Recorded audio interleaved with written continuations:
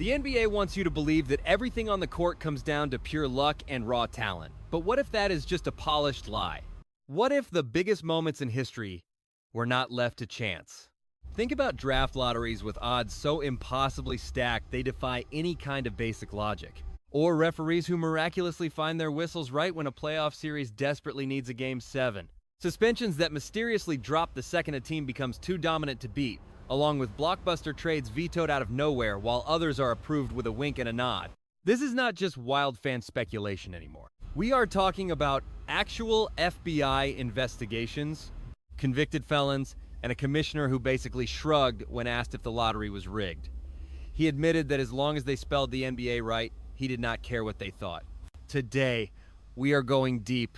3 chapters, we are kicking off with the NBA draft, traveling all the way back to 1985 with Patrick Ewing and the New York Knicks. Next, we shift to the officials, focusing on the one referee who actually got caught red-handed. Finally, we will expose the league office itself, revealing how they use tactical suspensions and block trades to decide who wins and who loses. So, pull up a chair. This story will make you look at every single championship ring, draft pick, and whistle in a completely new light. Let us go back to 1985, where this entire saga begins. Before this pivotal year, the NBA had never actually used a draft lottery. Back then, the worst team automatically got the #1 pick. It was simple, but it created a massive problem called tanking. Teams were actively trying to lose games on purpose. That meant unwatchable basketball, bad ratings, and terrible business. They needed a fix. So, the NBA introduced a brand new system, the draft lottery, throwing all 7 non-playoff teams into a single pool. Every team had its own envelope in the drum, giving them identical 1 in 7 odds. On paper, it sounded like the fairest possible system. But here is where the plot thickens. That very year, a powerhouse center out of Georgetown was entering the draft, and scouts labeled him a generational talent. He was a superstar who could resurrect a failing franchise overnight. His name was Patrick Ewing. And out of all 7 lottery teams, the one that needed him most was the New York Knicks. They were not just any ordinary franchise. They represented the largest, most critical media market in the entire league. Playing in Madison Square Garden, they were the powerhouse the NBA needed to stay profitable and drive television ratings. But in 1985, they were absolutely terrible. They were a cellar dweller in America's biggest city, bleeding serious cash and losing fans by the day. So, when Commissioner David Stern pulled the winning envelope on live television and revealed the Knicks logo, people did not see luck. They saw a calculated business decision. Just look at the timing. This was the premier run of the league's brand new lottery system. Yet in year 1, the biggest market team miraculously lands the ultimate prize just when the NBA needed them back in the spotlight. That is when the conspiracy theories exploded. Skeptics claim the Knicks envelope was frozen beforehand, allowing David Stern to feel the cold paper and pull it from the drum. Others argued it was bent that one corner of New York's envelope got creased when an accountant threw them all into the container. This allowed Stern to feel for that specific crease. Now, you might wonder why that accountant even matters.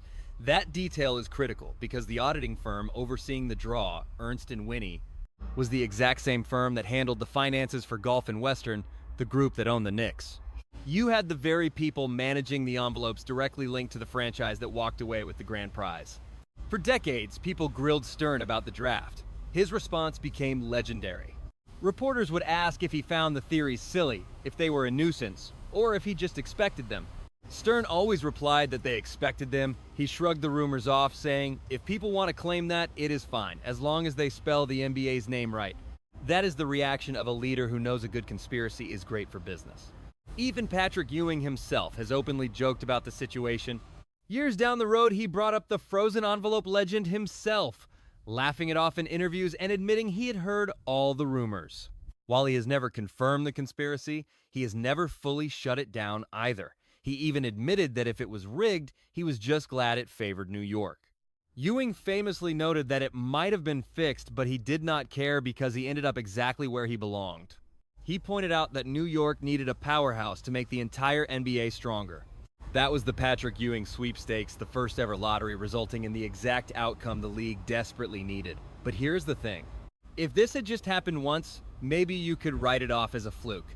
But it wasn't some isolated fluke. Because just a few years later in 1993, it happened again. The Orlando Magic, a small market squad with absolutely no business being this lucky, won the lottery back-to-back years. First, they nabbed Shaquille O'Neal in 1992. Then, somehow, with odds around 1 in 66, the worst in the lottery, they won again, drafted Chris Webber, and immediately flipped him for Penny Hardaway. The broadcast host even joked that Orlando was sitting there back-to-back. When they snagged Shaquille the year before, they actually had great statistical odds. But this time, they beat a 1 in 66 long shot. And that's where things get seriously sketchy. For the first time ever, the actual drawing the secret room where they pulled the winning combinations happened completely behind closed doors. Fans saw absolutely nothing. On live TV, Commissioner David Stern just pulled cards from envelopes and announced the predetermined results. 0 cameras on the actual balls. Just Stern, a few league suits, and a room locked away from the public. Decades later, Shaq himself came out and threw absolute gasoline on this entire conspiracy theory. He detailed how David Stern pulled him aside months before that 1992 draft even happened. Before the lottery, Stern allegedly asked him if he wanted to play somewhere hot or cold. Shaq said hot. Then, just like that, Orlando miraculously wins the lottery. The Orlando Magic landed the prize right on cue. Sunny Florida. Shaq got his dream destination exactly as promised, capping off consecutive lottery miracles. You have a secret locked room, back-to-back impossible wins, and the commissioner asking a prospect his preferred city before the draw. The system looked so totally broken that the NBA had to completely redesign the lottery process from scratch. Fast forward to 2003. Enter LeBron James, the kid from Akron, Ohio, and the most hyped prospect in basketball history. So, which franchise wins the right to draft him? Of course. The Cleveland Cavaliers, his hometown squad. On paper, Cleveland actually had the best odds that year. They had a 22.5% chance, tied for the top spot. While this looks legitimate on paper, it didn't stop the conspiracy theories, and it definitely didn't stop LeBron himself from talking. In 2025, he joined the Pat McAfee show and basically admitted it, joking about how convenient it is when the NBA sends its massive homegrown stars right back to where they grew up.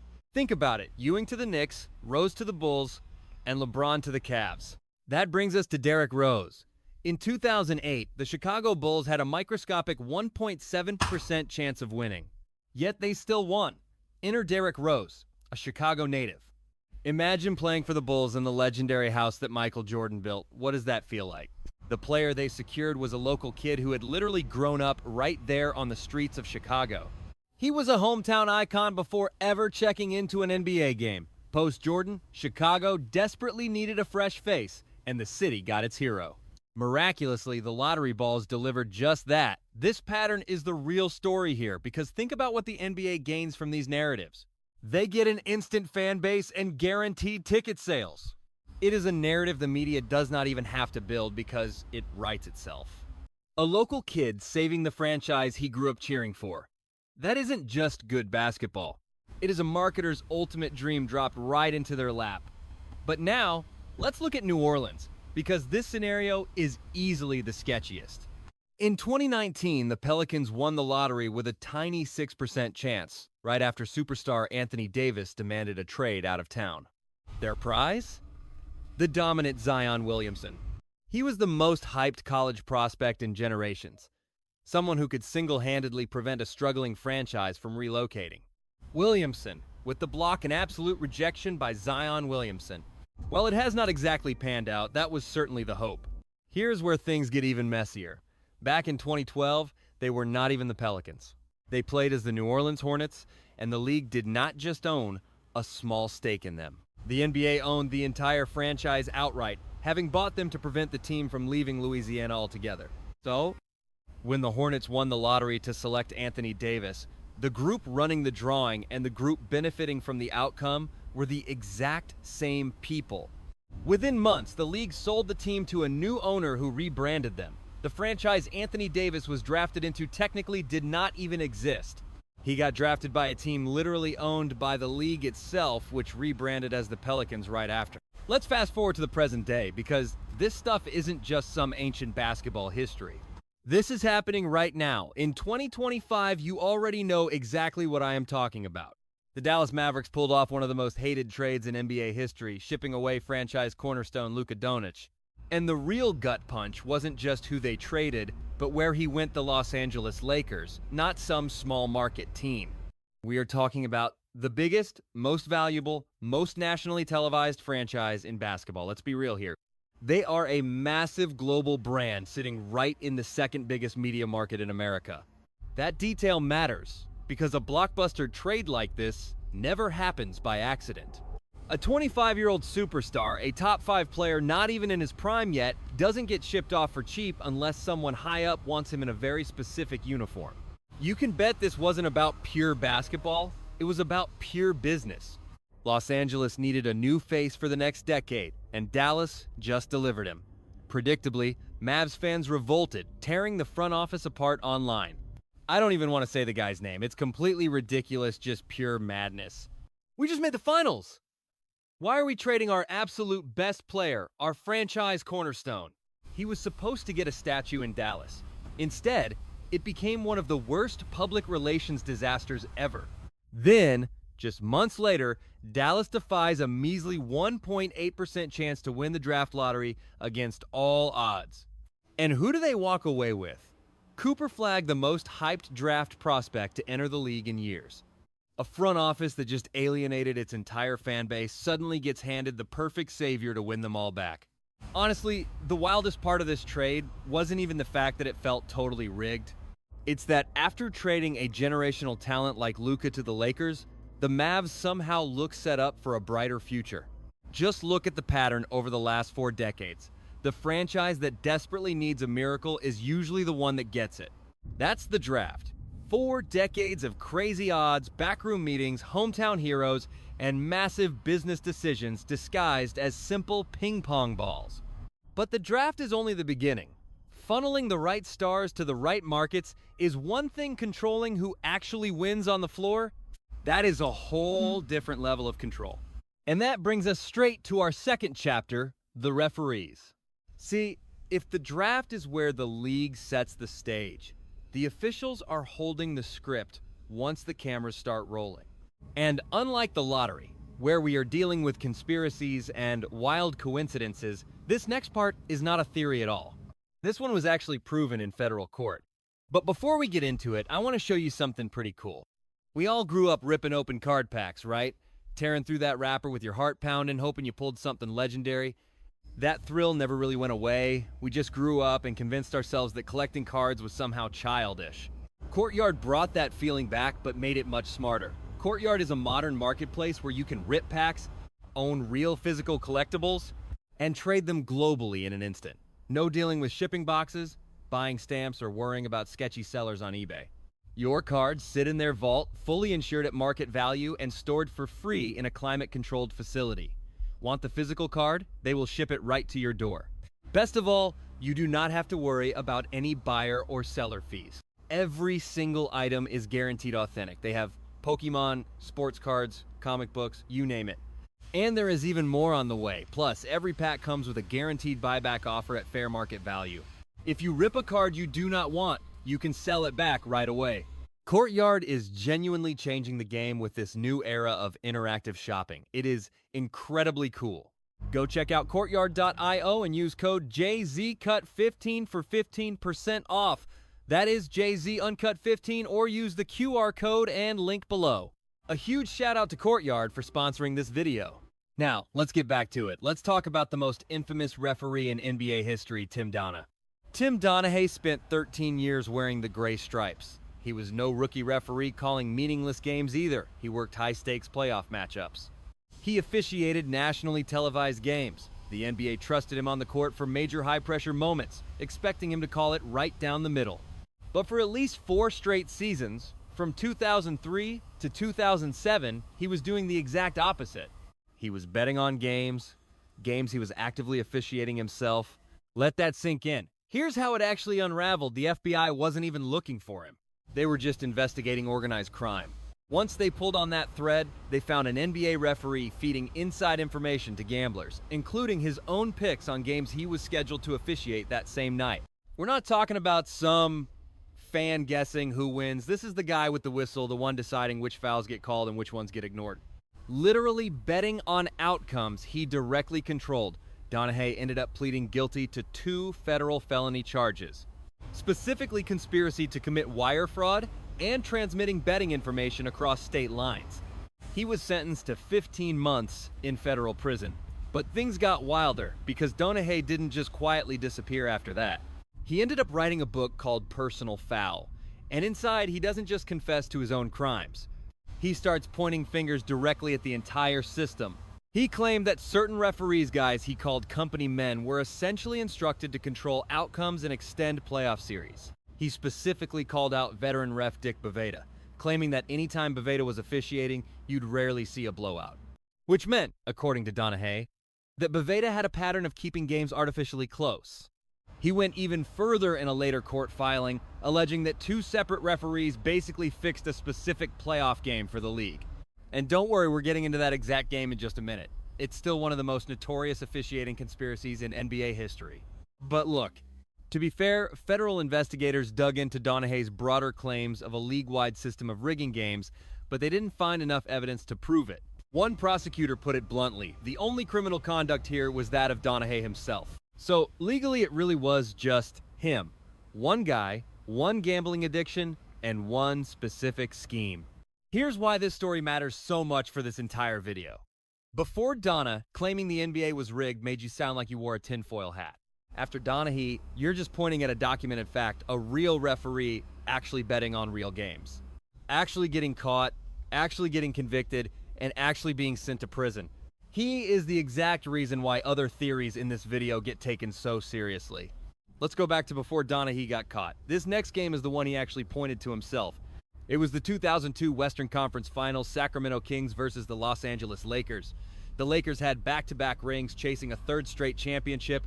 The Kings actually had the best record in the league that season, and they were up 3-2. One more victory, and the Lakers wouldn't even make it to the NBA Finals.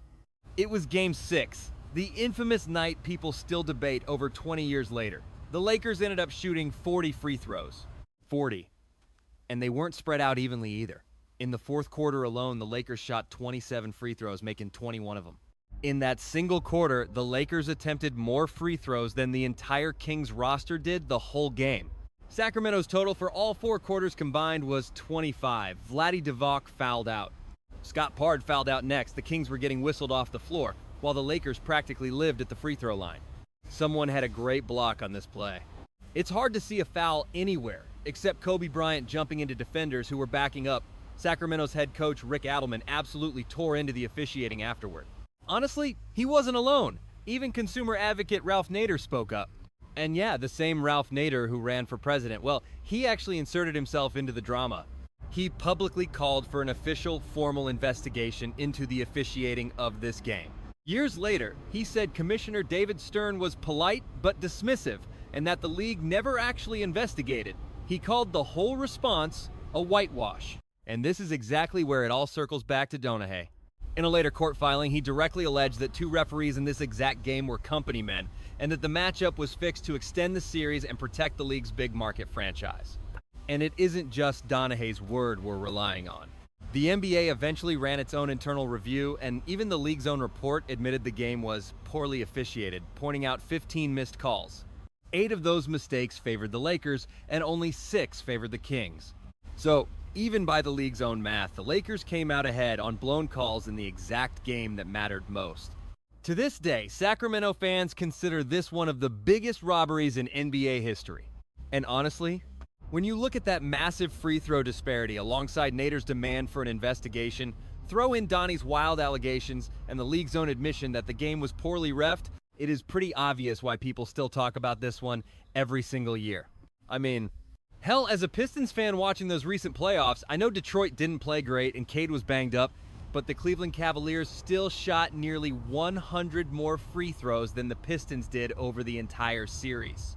I'm not even going to get into it. The wound is still way too fresh, but Mark Davis, I'm definitely on to you. Now let's go back to 2006, because this next game might have the most absurd individual stat line in this entire video. If something like this happened today, absolutely nobody would be calling Shai Gilgeous-Alexander a free throw merchant anymore. Just wait. It was the NBA Finals, the Dallas Mavericks squaring off against the Miami Heat.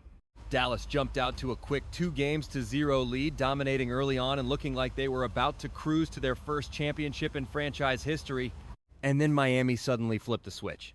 Not with lockdown defense, not with some genius tactical adjustment, but right at the free throw line. Dwayne Wade attempted 97 free throws in this entire series. For context, Dirk Nowitzki, the star player on the Mavs, only attempted 55. Wade alone actually attempted more free throws than the entire Mavericks roster combined in some of those games. It gets even crazier when you zoom in on Game 5. Wade marched to the line 25 times in that single game. He knocked down 21 of them, setting an NBA Finals record that still stands to this day. 25 free throw attempts by just one player in a single game. That is a stat line that probably shouldn't even exist. The only other player who comes to mind with 25 free throws in a game is Shai Gilgeous-Alexander, who got 25 against my depleted Pistons team during the regular season. But that was just the regular season, you know? This was the NBA Finals in a high-stakes Game 5. While recording this, I completely forgot that Bam also shot 43 free throws when he scored those 83 points. I am sorry. Mark Cuban, who was Dallas's owner, completely lost his mind. He walked straight out onto the floor to confront referee Joe DeRosa, screaming in his face. The league slapped him with a $250,000 fine for it. That was one of the biggest fines in NBA history back then, and witnesses say he wasn't just screaming about a single bad whistle. People there said he was shouting directly toward the commissioner's office, telling them their entire league was rigged. I don't care, ask me a real question. Okay. And Cuban will never let this go. To this day, he swears he will take it to his grave. He genuinely believes 2006 was completely fixed. I mean, Dwayne Wade marched to the free throw line 973 times, right? He even went out and hired a former FBI agent named Warren Flagg to look into the whole thing. According to Cuban, Flagg told him they would easily win a lawsuit if they took it to court. You really have to wonder why he never did, right? Dwayne Wade, of course, has defended himself just about every single time this topic comes back up. His response is always basically the same. He talks about the work he put in as a young guy to achieve something rare and how insulting it is to call that rigged. Mark, stop that. We won the series. Sure, he got some calls, but every superstar does. That is just how it goes at that level. It definitely wasn't rigged. I mean, they still had to play the game, but 97 free throws in one series, 25 in a single game, and an owner accusing the commissioner of rigging it? A $250,000 fine just for speaking out loud. That's not a normal series. That is easily one of the most heated officiating controversies this league has ever seen. Is this the most painful loss you have ever experienced? No. When I was 3 playing on a Pee-wee team, we lost at the last second. Ask me a real question, okay? Now, everything we have covered so far, from the free throw gaps in Sacramento and Miami to Donnie's wilder claims about company man refs, all of this still exists in a massive gray area. Well, except Donnie. He is definitely guilty. Those free throw numbers are suspicious, sure, but not totally proven. But this next part, not gray at all. This is playing out right now in real time with actual federal charges attached. Let us start with Jontay Porter. In April of 2024, the NBA handed him a lifetime ban, making him only the second player in league history to get one, right behind the infamous former owner of the Clippers, Donald Sterling. The league discovered he had been feeding insider health updates to bettors and even limiting his own on-court minutes so specific bets would hit. In one March game, someone placed an $80,000 parlay on Porter to underperform. He played just 3 minutes, claimed he felt sick, and left. That bet was about to pay out over $1 million before the sportsbook froze it. Porter eventually pleaded guilty in federal court. Miami Heat guard Terry Royer was also accused of signaling ahead of time that he would leave a 2023 game early. Letton Associates cashed in on nearly $200,000, betting that Stats would go under. Then there is Chanty Billups, Mr. Big Shot himself, the 2004 Finals MVP and a Detroit legend. He had a statue-level legacy in Detroit and was coaching Portland. But that ended when he got dragged into a rigged poker case under this exact same investigation. Then came Damon Jones. This hit differently. It was personal, because Jones was not just some random guy with NBA access. He shared a court with LeBron James on the Cavaliers in the mid-2000s, and they stayed tight. Fast forward to 2023, and he had informal access to the Lakers locker room, watching practices and shoot-arounds like he was actually on the payroll. According to prosecutors, he weaponized that proximity. The indictment claims Jones texted bettors before a Lakers matchup against Milwaukee. He told them to get cash down before the news broke because LeBron was sitting out that night. His exact message told them to load up on Milwaukee before the word got out. He is out tonight, bet enough so Damon Jones can eat too. Now, he is accused of pulling the same stunt with Anthony Davis's injuries, and it actually gets worse. Reports indicate LeBron had absolutely no idea this was going on. Sources close to him say he did not know Damon Jones was selling his medical updates behind his back. By the time federal charges dropped, their friendship was already completely dead.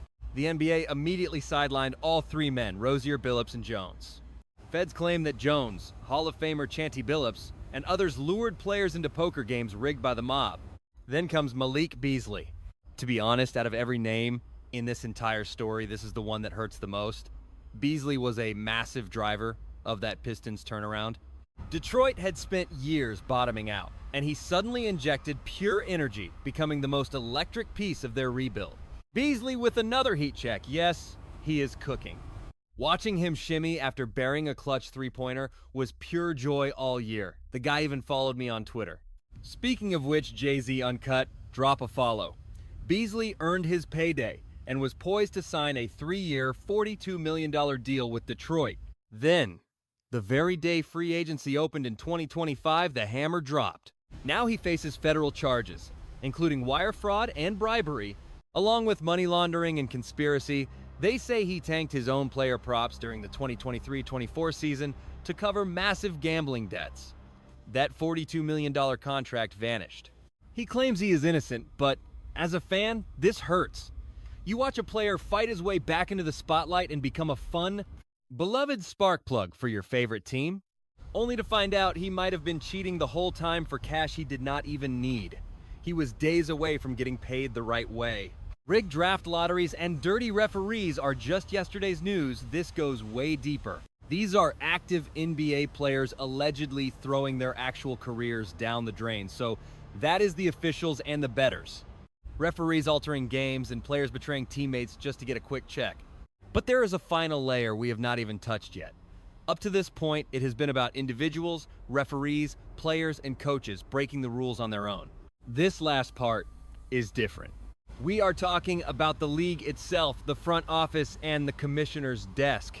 These are the times the NBA did not just turn a blind eye, they actually pulled the string.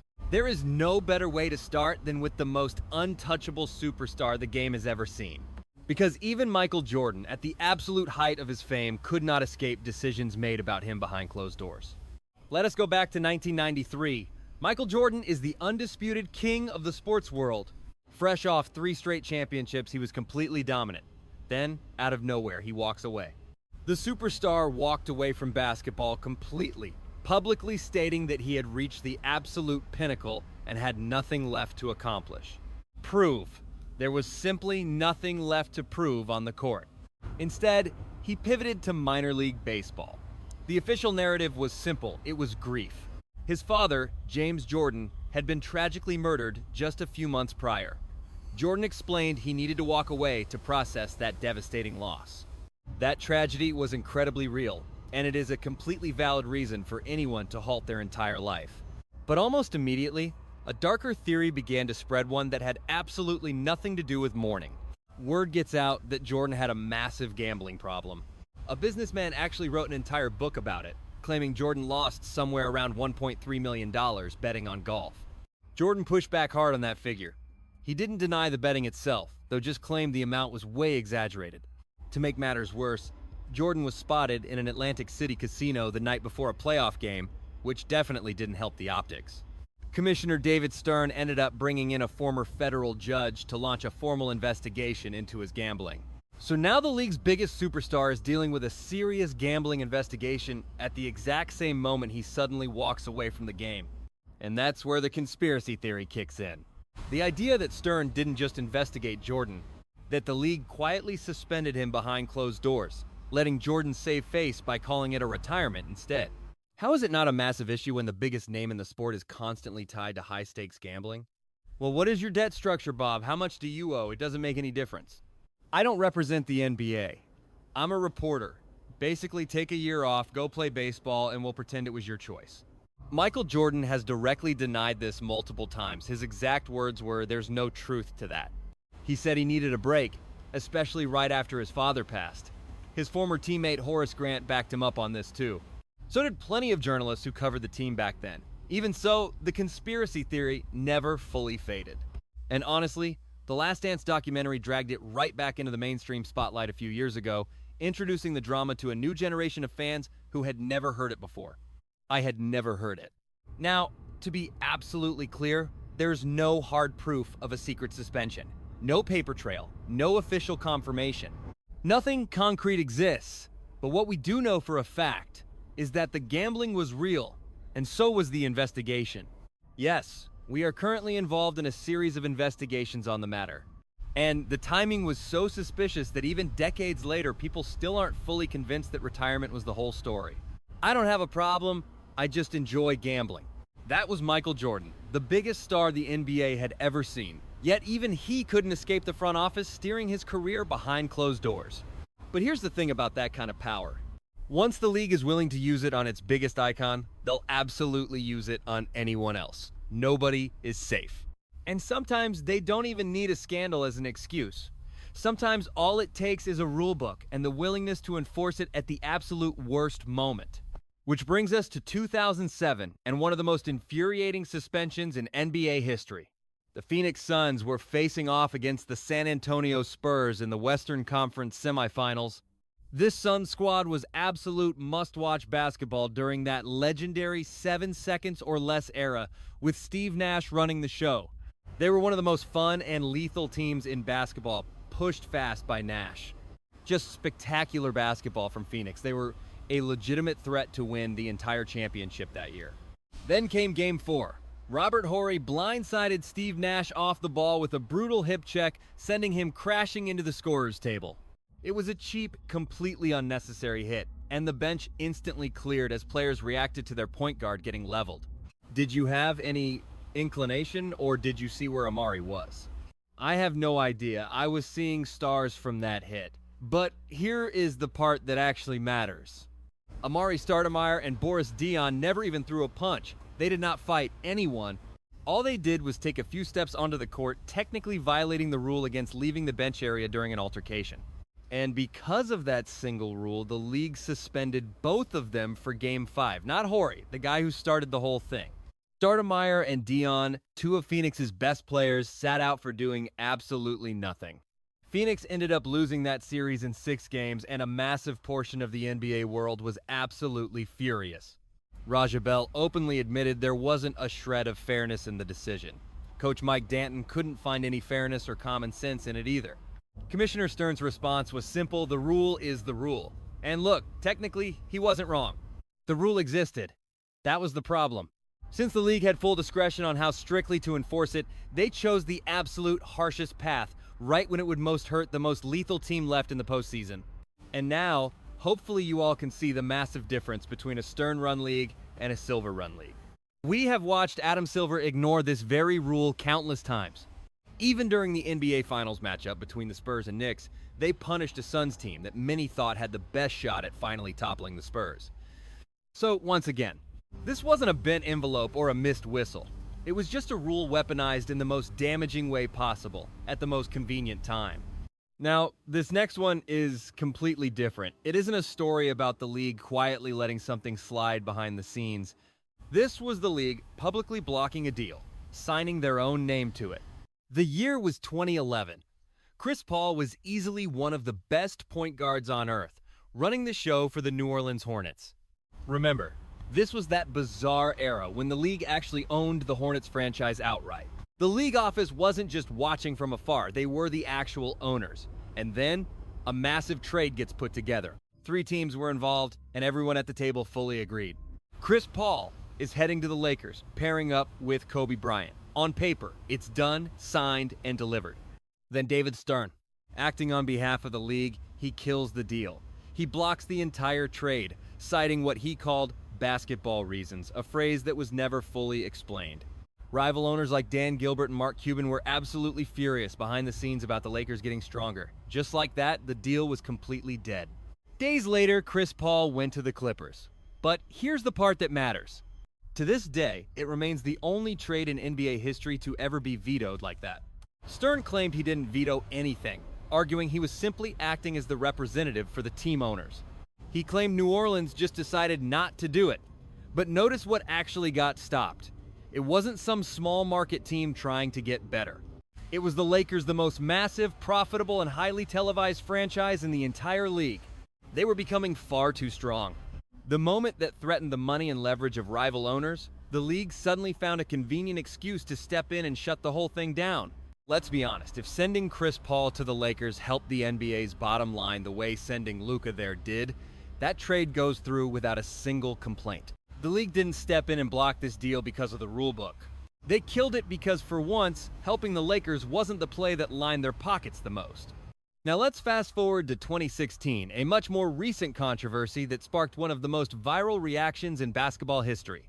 It was the Golden State Warriors against the Cleveland Cavaliers in the finals. Golden State was up 3-1, just a single victory away from securing the championship and capping off a historic 73-win season. Here's the thing about a 3-1 deficit in the finals up to that exact moment. No team in league history had ever come back from it, not once. The series was essentially over until right before Game 5. The league office reviewed a play from Game 4 where Draymond Green swiped at LeBron James during a brief scuffle. On the court, it barely even drew a whistle, but the league retroactively upgraded the play to a flagrant foul point. Thanks to the league's strict suspension rules, that extra point pushed Draymond over the limit, triggering an automatic suspension for Game 5. For a call like this to be handed down in the middle of the NBA Finals is as egregious as it gets. It was a disgusting decision by the league, leaving everyone incredibly disappointed. Golden State's best defender, the hub of their offensive engine and a vital leader, was forced to sit out right as Cleveland fought desperately to keep their season alive. So Cleveland won Game 5, and then they took Game 6, too, right after Steph Curry fouled out, threw his mouthpiece in frustration, and got slapped with a technical. He threw his mouthpiece into the stands after fouling out. Cleveland became the first and still the only team in league history to storm back from a 3-1 deficit and win the championship. Many call it the greatest comeback ever, but here is where it gets loud. After Steph's ejection in Game 6, his wife, Ayesha Curry, posted a tweet you probably remember, stating she had lost all respect. She tweeted that it was absolutely rigged for money or ratings, adding she would not be silent after seeing it live. That tweet exploded instantly. She deleted it, but the screenshot lives on. It remains one of the most viral rigged allegations the league has ever faced, especially coming straight from a superstar's own family. And there is still one more detail that ties this entire chapter right back to where we began. The lead official on that final series, Scott Foster, you definitely know that name, had actually exchanged over 100 phone calls with Tim Donaghy back during the 2006-2007 season. That is more calls than Donaghy made to his own bookmaker. The FBI investigated Foster and found zero evidence of any wrongdoing. So maybe they were just close friends? Who knows? But once the public caught wind of that, it did not look good for the league. A historic 73-win team, sitting just one win from a championship, loses their top defender to a retroactive flagrant foul, drops 2 straight games, and becomes the victim of the first 3-1 comeback in finals history. All with a highly convenient suspension right in the middle. Whether you believe the series was rigged or not, it remains one of the most controversial stretches of officiating in basketball history. But before we wrap this up, we have to go back to where this entire chapter really should have started. We have covered rigged lotteries, corrupt refs, betting scandals, and blocked trades. Yet nothing on this list demonstrates the front office's raw power quite like this next story. One single night did not just sideline a few guys. It completely slammed a championship window shut before it ever got the chance to open. Let us finish things off with the malice at the Palace. If you want the full story, we actually dropped a massive breakdown on that brawl about a year ago. Let us go back and set the stage, because the context here matters more than in almost any other story. Going into the 2004-2005 season, the Indiana Pacers were not just good, they were terrifying. The previous spring, they pushed the eventual champion Detroit Pistons to 6 grueling games in the Eastern Conference Finals. Ron Artest was the reigning Defensive Player of the Year. This roster was absolutely no fluke. They were a battle-tested heavyweight, built for a championship run. But there was a major problem. To the front office, nobody outside of Indianapolis cared about the Pacers. Small market, zero-star appeal, and none of the massive television draw of the Lakers or the Knicks. A Pacers title run would mean great, gritty basketball, but it was a total nightmare for business. On November 19, 2004, the Pacers were at the Palace, blowing out the Pistons late. It should have been a standard, forgettable, early-season blowout. Instead, Ron Artest fouls Ben Wallace hard from behind. Big Ben shoves him right back. For a brief second, it looks like your typical, everyday physical NBA scrap in the Motor City. Real trouble in the Motor City.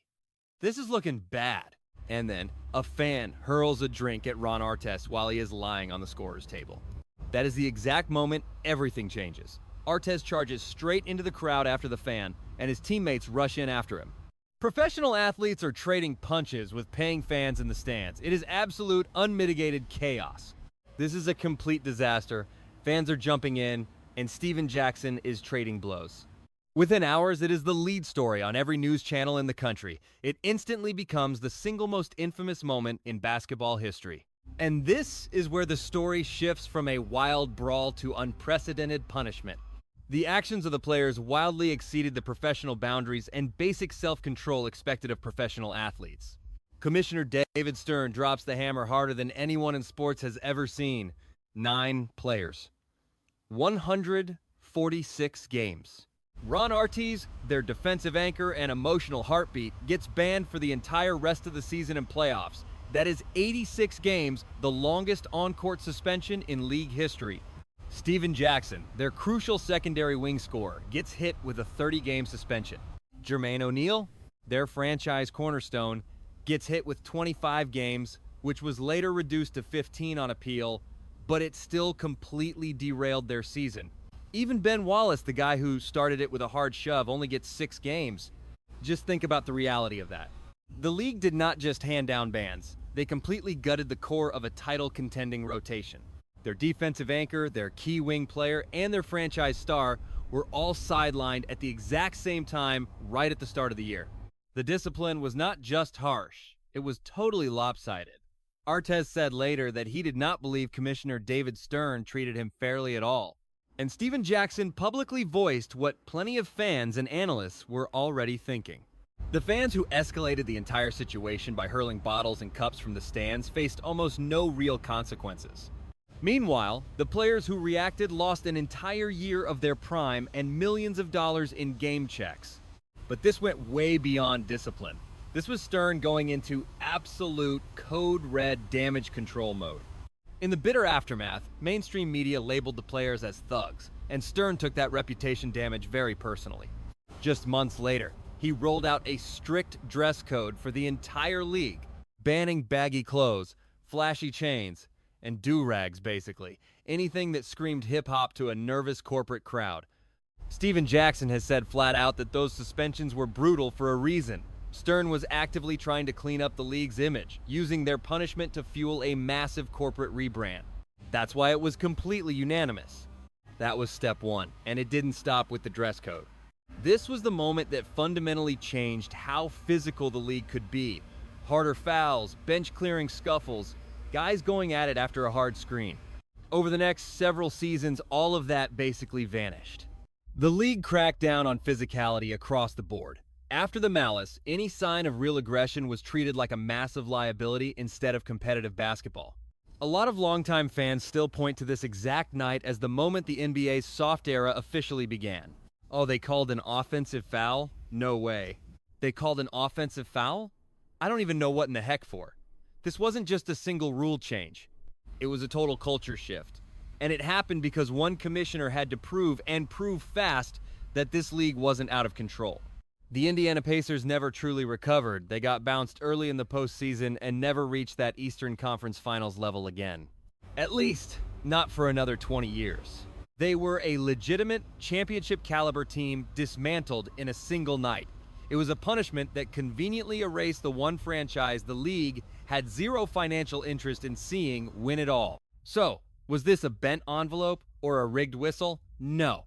But the result was exactly the same. A small market, unmarketable contender completely wiped out of the title picture. They weren't beaten by a better team. The league office simply decided their fate. Maybe it's all just a coincidence, or maybe the lottery balls just bounce that way. Maybe the whistles really do even out over an 82-game season, and every business decision is just business. But when you map all of this out, decade after decade, it stops looking like a fluke and starts looking like a pattern. The draft lottery, the whistles, the suspensions, the block trades, and the ones that get greenlit. Every single thing somehow lands exactly where the league office needs it to. But look, none of this means you have to stop loving the game. I still love the NBA, but loving something doesn't mean you have to pretend you don't see what's happening. So, next time a lottery ball drops in exactly the right city, you're probably right. The next time a whistle blows at the perfect moment in the biggest game, you're probably right about that too. And when a suspension clears the path for the league's preferred winner, trust your gut. You're definitely onto something. Because at this point, we've seen this play out too many times to call it luck. Just remember one thing, you don't get this incredibly lucky by accident. You get this lucky by design.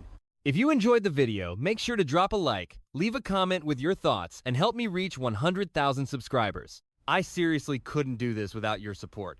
If you have a minute, go ahead and check out one of the other videos on your screen right now. Seriously, you are going to love them. Thank you guys so much for watching, and I will see you in the next video.